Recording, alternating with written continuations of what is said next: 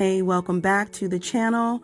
So I know many of you are aware of the case that involved Miss Robbie's grandson, Andre Montgomery, that was on the former hit show Sweetie Pies, who was gunned down about 5 years ago. So I've kind of been following this case and just wondering where they were or where things were going as far as the trial. So let me just give you a quick update on what's happening.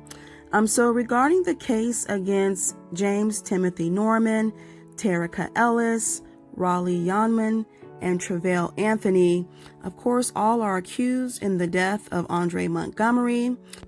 And on March 2nd, they were informed that they had until May 3rd to file any challenges or objections to the indictments.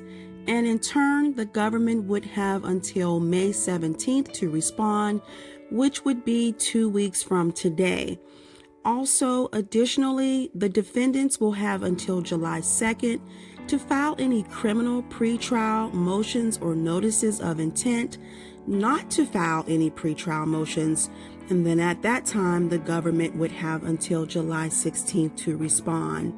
So I guess to continue dragging this out or to have a little bit more time, Tim and his attorneys decided to file a motion on April 30th, which was a motion for an extension to file the pretrial motions regarding the initial challenges to the indictment. It is noted that the attorney requested an additional 60 days from the deadline set for May 3rd and July 2nd, so they can file any challenges to the indictment and proper evidential motions. The lawyer stated that they have been reviewing the material released by the government, but it has not allowed them to review all the information that the government holds. Also, as a result of the uniqueness of the case, which the attorney states is quite complex, he is requiring more time so that he can adequately prepare for the pretrial proceedings within the confines of the said Speedy Trial Act.